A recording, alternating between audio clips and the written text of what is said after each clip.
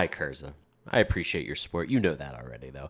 But because you're my executive producer, we're going to take some time today to talk about one of the movies that you posted in my Discord and the movie that you wanted me to take notes on. You clearly know what you're doing. Editors that come in, they don't really know like the technical stuff. They don't really understand like, the basics, but you seem to have a foundational understanding of how frag movies are made. So we can really skip through that. We have very different ways of creating CS movies, and I'm sure you know that. So I won't really touch base on your editing choices and your editing style, but more of like what you could probably clean up to make your editing style just a little better and a little more professional looking, okay?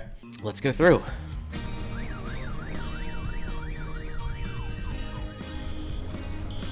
Yeah, I mean, first thing first, right off the bat, I actually really like this opening, this intro. It's different. I love the fact that you use sort of like the C4s exploding to blast the camera back from the original framed shot into a wide shot, and you use that as an opportunity to sort of present your opening credits. I thought that was really creative. I've never seen that done before. Yeah, I thought the wiggle, I like that you added a wiggle. I feel like that could have like settled in a little smoother. I don't know if you used After Effects to do that. Depending on like what a camera is on, like a gimbal, it would probably like settle in a little smoother. So I would just work on your curves. Yeah, so the wiggle is like jarring, and then I would ease into 0 as the wiggle sort of like settles in and like the camera sort of settles in. That's probably the only thing I would change there. But yeah, I really like this. The colors like feel very muted and retro. You picked an interesting color palette.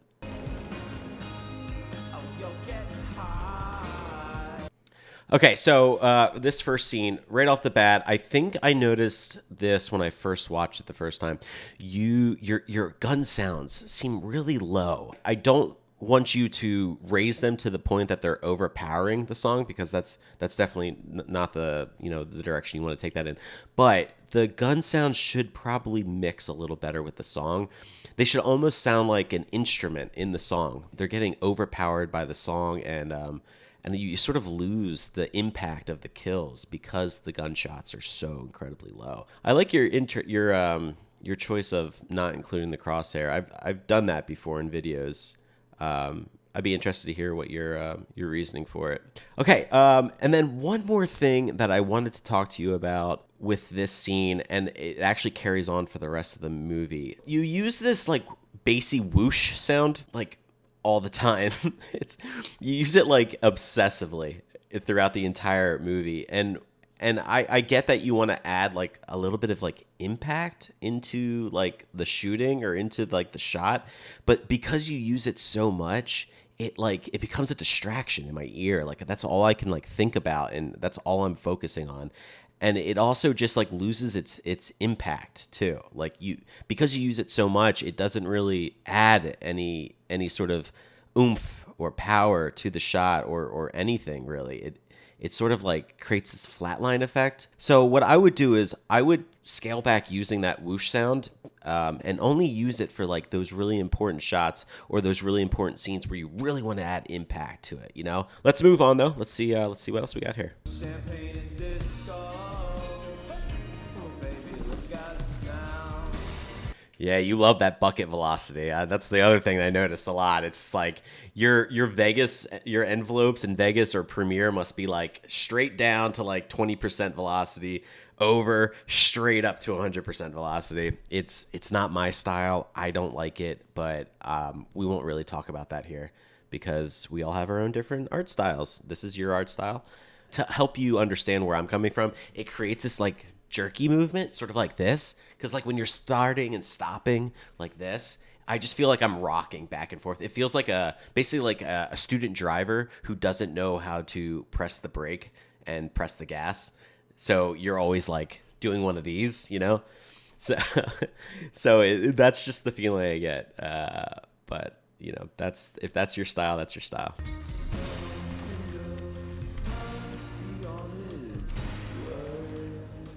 I'm assuming you did this in After Effects. You added wiggle to opacity on like a secondary layer that's like set to add composition or whatever, and you're adding this like flickering effect, and some people just add it in just for the sake of it. But if it's like you're going for that vintage look, then yeah, it's subtle enough that it's not really bothering me. But yeah, it's an interesting style. It's just everybody does it, so if you want to be different, I would maybe, I don't know, do something different and shy away from that kind of thing, because it's just like every single video you see these days, just they do that. I don't know, it's like a stimuli thing. Like they feel like something should always be happening on the screen to like engage the viewer's eyes, but in my opinion, I think it's counterintuitive.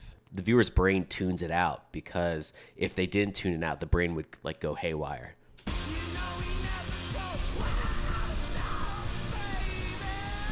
So that was cool. I actually really enjoyed that. The thing is, what is the point of this scene?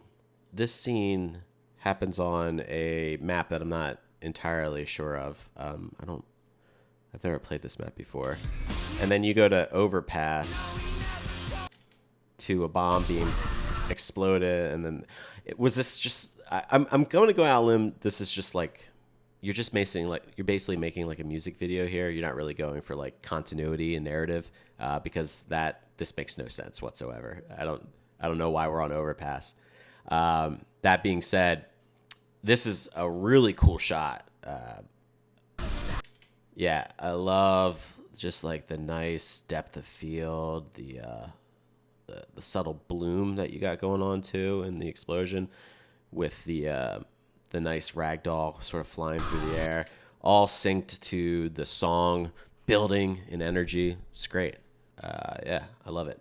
I just don't understand the context. That's the only thing we're missing here. Context, but aside from that, directorial and art direction you took this scene in is beautiful. Yeah, so again, these cameras, if you really want these to be smooth, they got to be matching. So this one's moving back. Oh, that sucks. That guy disappears.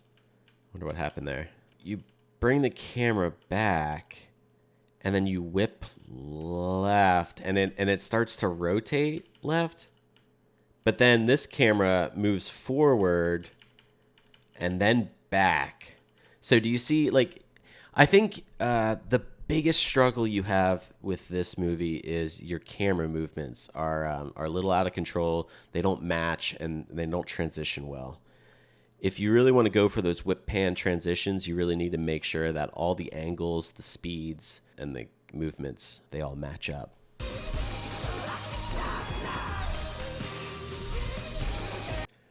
Yeah, the flickering is definitely very obvious at this point in the movie. I also noticed you do, so this is another thing that like is so incredibly popular right now. It's like every single shot has this like wiggle effect going on.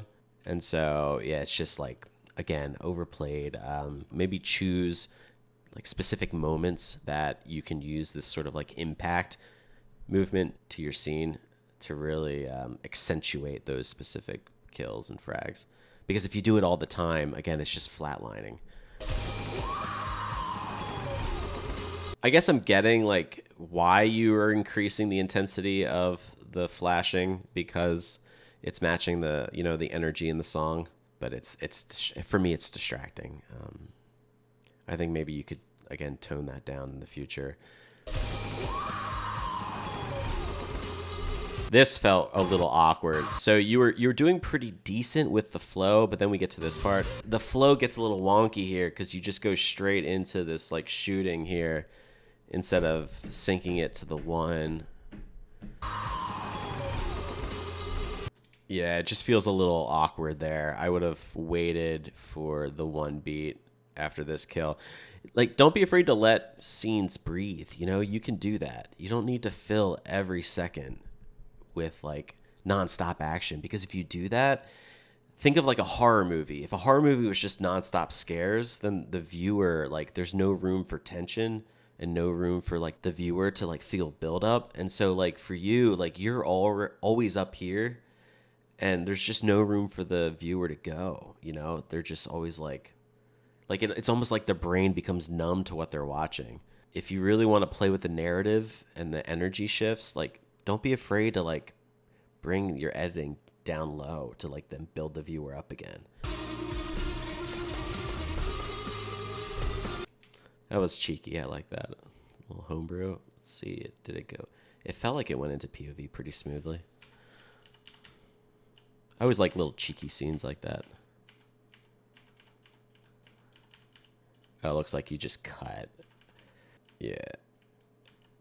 You know, I do have a tutorial that teaches you how to go into POV from a third-person camera, if you want to check that out. Because this could have been cool, but unfortunately you cheated it and you didn't create the cam path to go directly into POV perfectly to make this even cooler and even smoother. But that being said, the way you edited it and cheated it actually wasn't as bad as it could have been. So you did a pretty decent job there.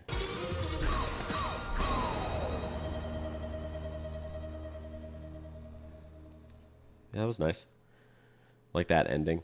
Kerza, for starters, welcome back to CSGO editing. I know that you took a little break and you want to get back into it. Once again, thank you so much for your support. I'm really glad I could take some time to do this and you know, work with you here. Yeah, I think, like I said, you know all the basics and the foundations and stuff. Like you get it. You understand syncing. I just think that there is maybe some room for like polish to your editing style. You definitely could make some sick shit if we just rounded off those sharp edges a little bit. I would, yeah, again, I would work on maybe toning down your use of that bassy whoosh sound, you know, with every kill. I don't know. These are like really your creative decisions, but I would tone down the flashing and I would tone down the amount of times you use that impact wiggle every time you get a kill. Because one, everybody does it now, you know, everybody does it and you want to be different, right?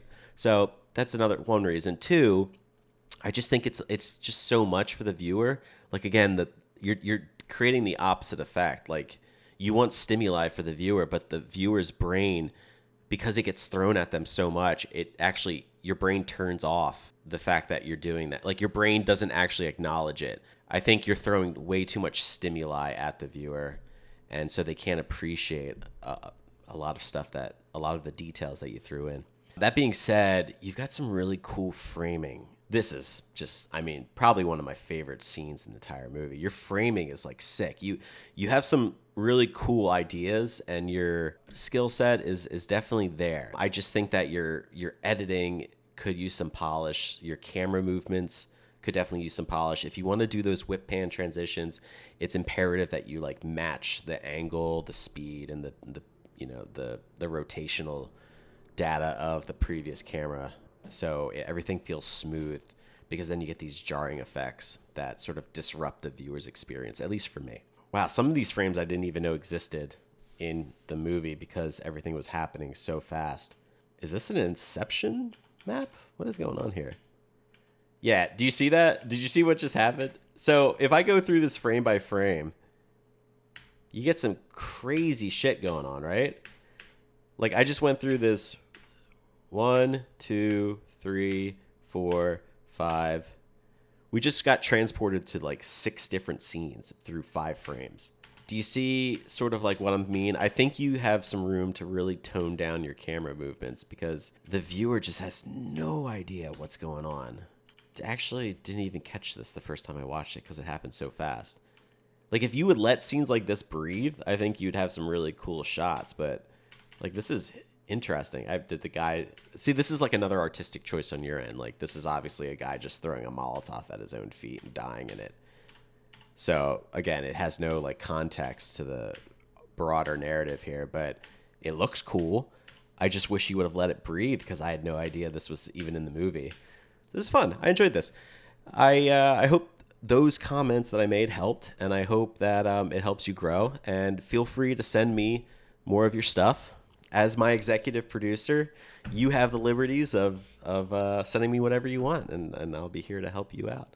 Yeah, can't wait to see more from you, Kerza.